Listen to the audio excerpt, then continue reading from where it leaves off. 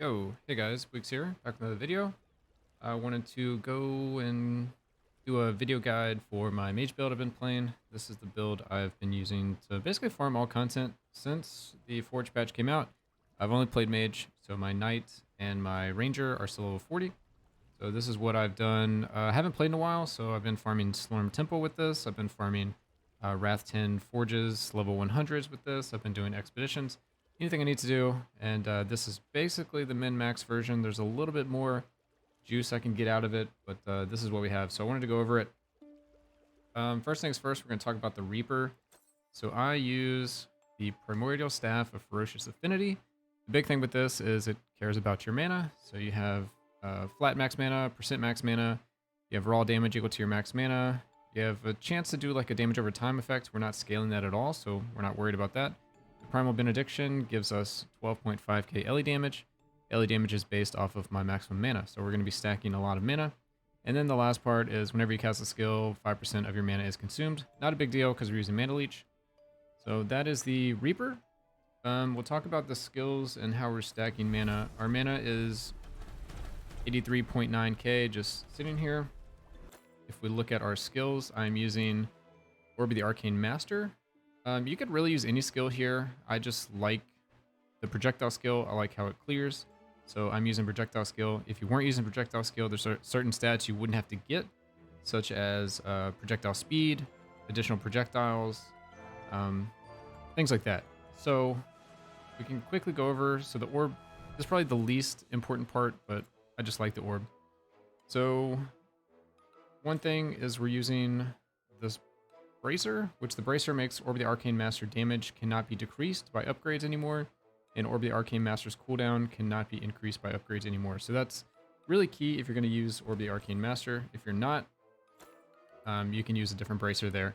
So in the first thing, we have Orb of the Arcane Master has minus 30 cooldown time, and the damage is decreased by 30, but those bracers make it to where this effect doesn't activate.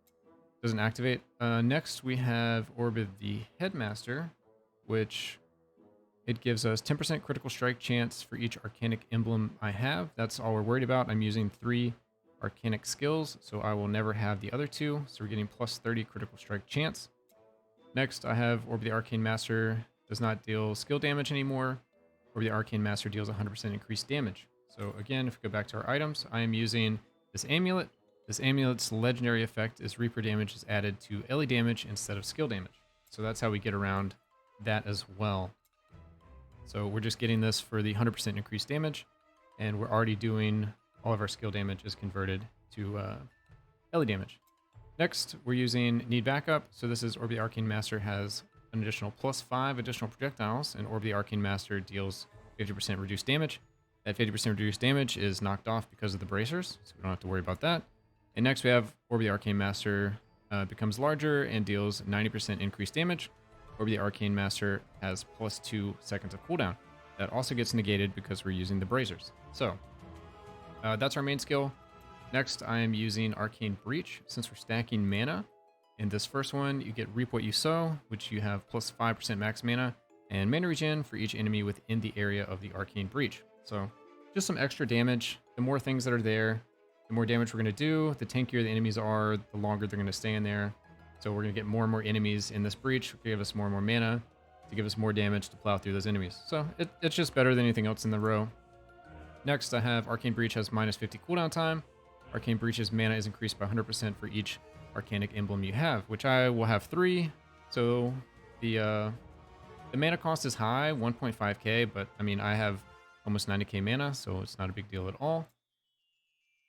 On the third row, we have Arcane Flux. Whenever Arcane Breach deals damage to an enemy, you gain an Arcane Flux stack, giving you plus 1% attack speed for the next 2 seconds. Arcane Flux can stack up to 25 times. So with this, we just get 25% attack speed because we always have it up fully, especially if we're doing something like the Forge. All right, fourth row, we have Arcane Breach gains 10% increased size whenever it collides with one of your arcane skills. So we're using the Orb of the Arcane Master. It is going to hit the breach, and it's going to get larger and larger. You could just go with this one if you want. It lasts 3 seconds instead of the, 7 seconds? So I'm doing the 7 seconds. You could go with the 3 seconds and get the flat 7.5 area size, but I haven't really noticed too much of a difference, so that's up to you to pick whichever one you want, because the orbs will hit this pretty quickly and you'll get to max size pretty fast. And then lastly, we have Arcane Breach and Arcane Explosion. Deal 20% increased damage for each Arcanic Emblem. So this is basically nothing. I didn't actually want anything here because this one, while I use sometimes, I don't use all the time because when it pulls enemies towards the center, depending on where the enemies are, if they're on a wall, it will actually take longer for the enemy to get to you. This is most apparent in the Forge because there's little spots where you can't go past the wall, but the enemy is responding beyond that wall, and it's going to make them take longer to get out. So this is technically safer, but it makes it slower. So it's up to you which one you want to use, or you can use none at all. And the last thing is I'm using Arcane Commander. So this is a very important mastery. Without this, like, the whole build basically doesn't work. So in the first row, we have whenever an enemy deals damage to you, you restore mana equal to 125% of the damage dealt. It's just the best thing in this row, so I picked it. Just helps keep our mana up. Next, critical strikes silence enemies hit for the next 1 second. So we're looking to do a ton of crits in addition to stacking all of this mana. The next row doesn't really matter. It has Arcane Barrier, catches a projectile. It applies Arcane Bond to its caster. So technically we have a way to do Arcane Bond, but it's very, very unlikely. You also could go with this. So if an enemy actually hits you, they become time locked. And this one might be better. It's up to you. I just went with the more damage technically, but this is only going to happen against like a ranged elite enemy and you're using the barrier. So not a big deal. Arcane Bond deals more damage. Then we have this one. This is really important. This is, you have flat armor equal to 35% of your max mana. So this almost gives us 30k armor. And that's important with just some of the other attributes we're getting in the build. I'll get to that a little later. And then instead of casting Arcane Barrier, you now create an Arcane Clone that will cast the barrier instead. And they're using Turn the Tide. So I'm stacking reduce area or reduce projectile skill damage. Projectile damage reduction. So I have 52%, which gives us the increased damage for our Arcane Orb. And then I'm also using Area of Effect, which I'm getting from my Ultimatum. You could change this out for something else, but this is what I've currently been using.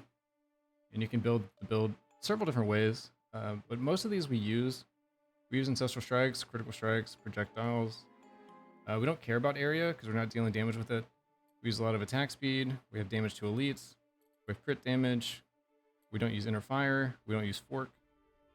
So I'm using area damage. We don't use melee recast chance. You could use Gold is Fine if you want to do that. You could do mana regen. You could do movement speed and drop it from gear, but I have it on gear. And then there's experience gain. So there's really only like 3 options I would suggest. But when I pick up this mastery, here, it just gives us extra damage to our orb. So we really only care about the second line, and the third one's just, it's fine to have. It does increase damage with our breach, but we're not really scaling its damage. And then the last line is 25% of the damage dealt to you is dealt to your mana instead of life. So it just makes this a bit more tanky. All right, moving on with the character, we're going to talk about the attributes.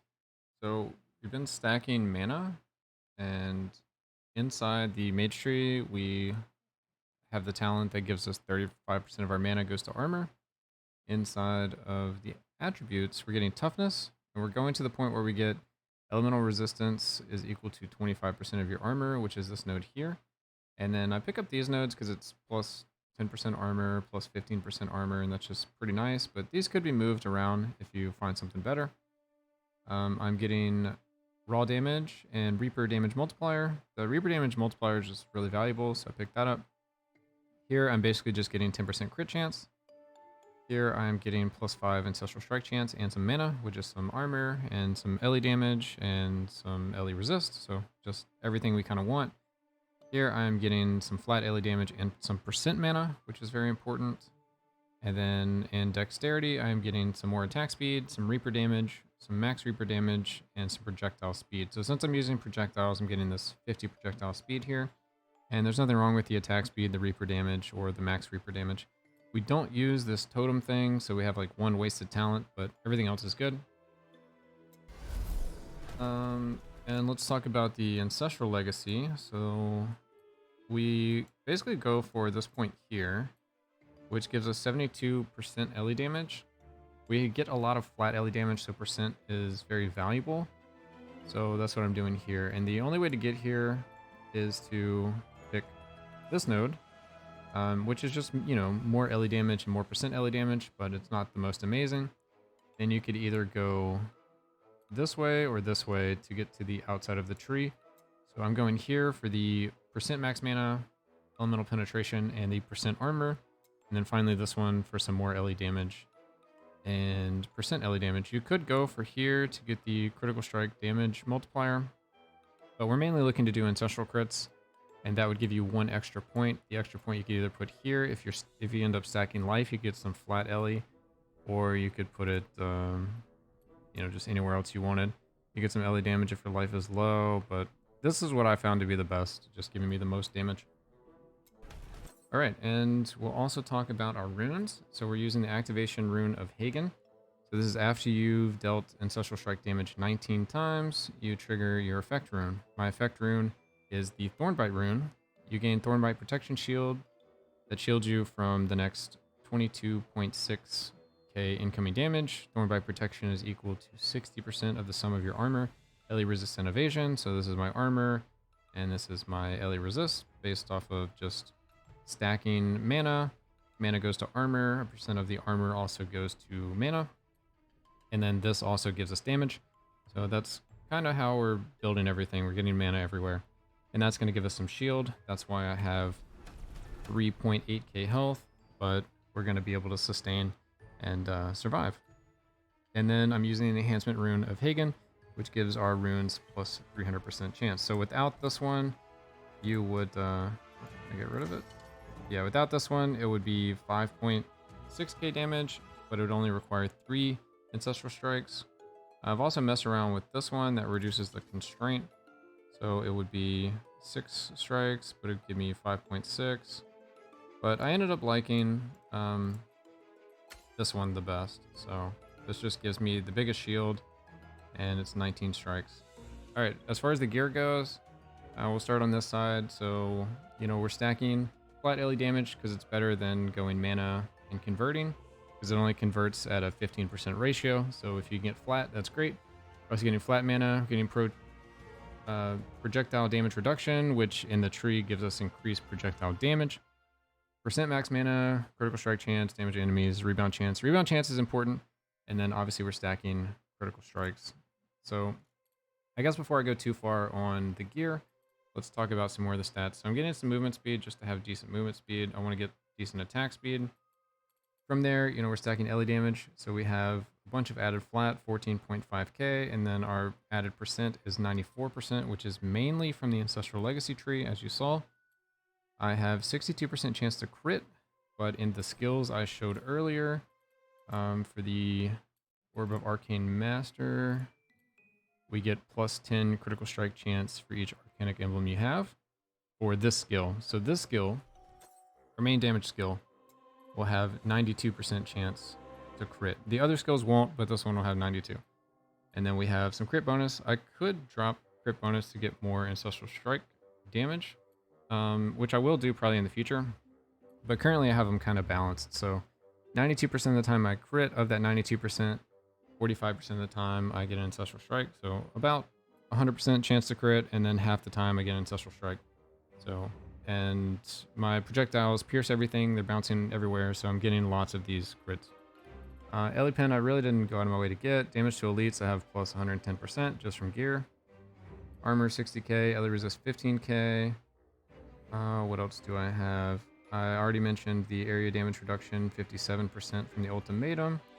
And then I get projectile damage reduction on every piece of gear I can get, which gives me 52%, which is the 52% increase in projectile damage from the little passive. Alright, melee projectiles. So I have 6.7 additional projectiles. They're all from this unique, but you also get +5 from the actual orb talent itself.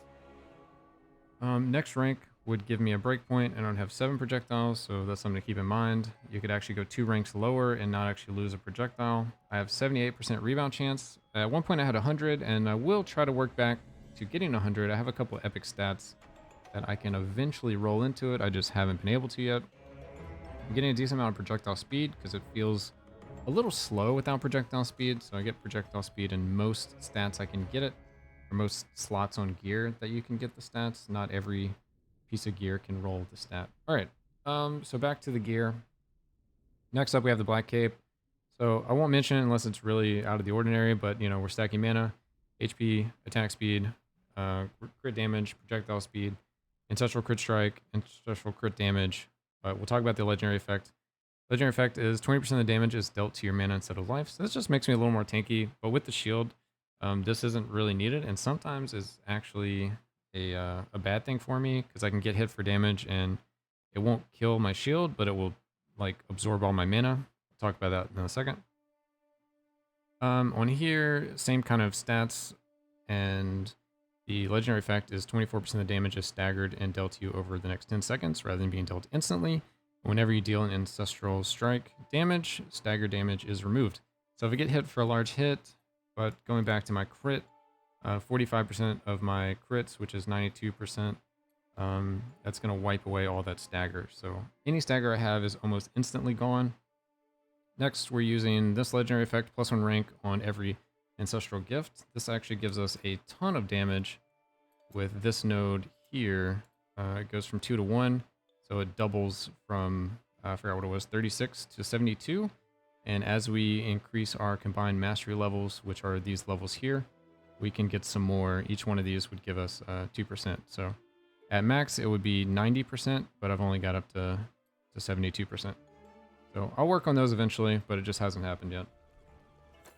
All right, more gear. We're going to the boots. So this is just gold is fine. This could be anything. I probably should switch it, but I'm just using the quality of life of the gold is fine with the Goldis collection radius. If I were to switch it, I would use the boots that give you % armor multiplier based off of your missing life. Most often it wouldn't even give me anything. So it's not a big deal what your boot slot is. I just use the Goldis for when I'm in expeditions. It really helps pick up stuff.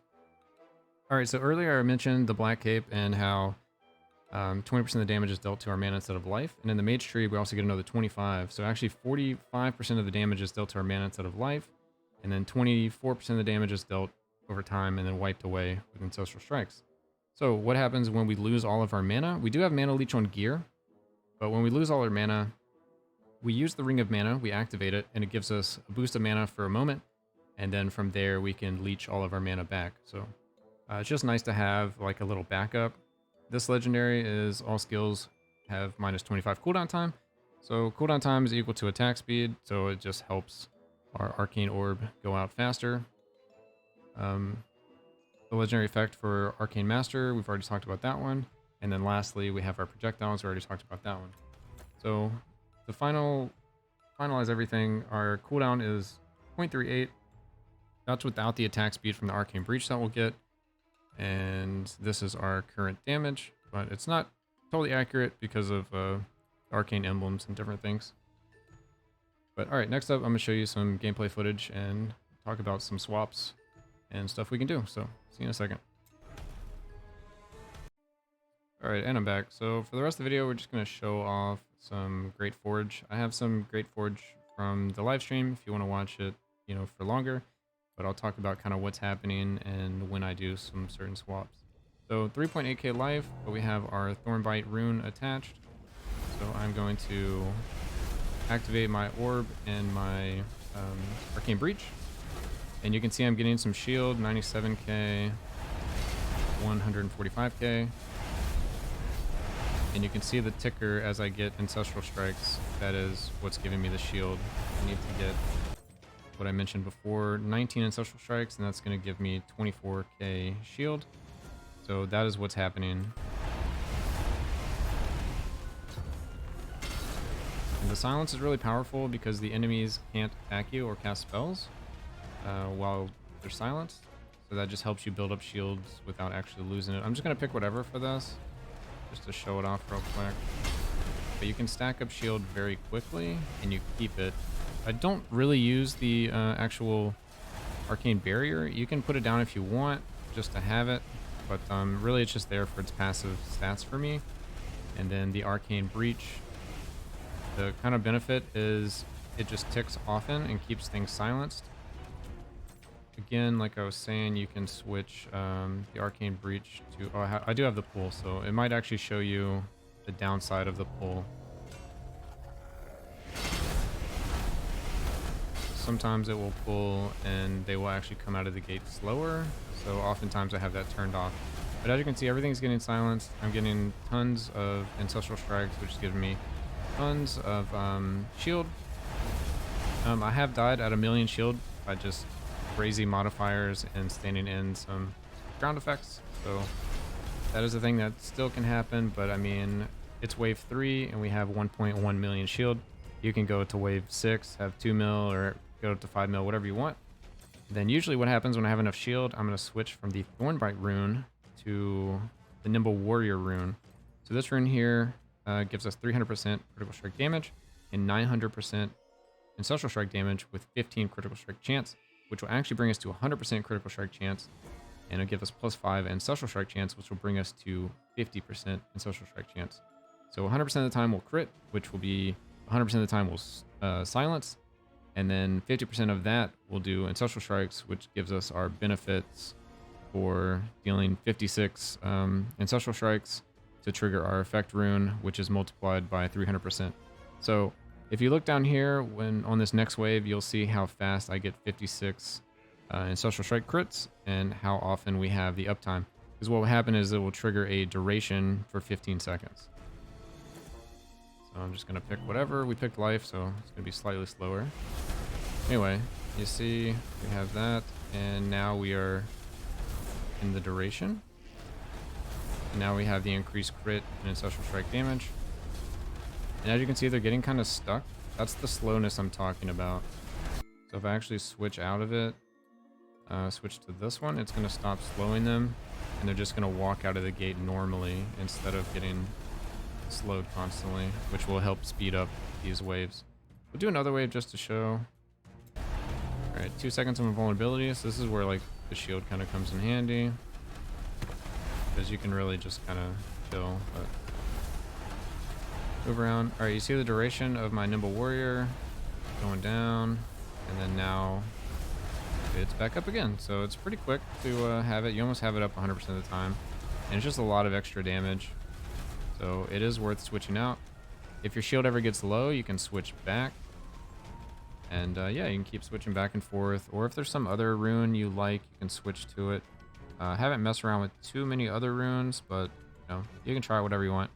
So there's a few things you can try. I've been leveling up all the different Reapers with this build. It doesn't really require any certain Reaper. There's a couple that are annoying to use, like this one here gives you no Mana Leech, which I have a bit of Mana Leech on one of my secondaries on the piece of gear. I didn't mention that earlier.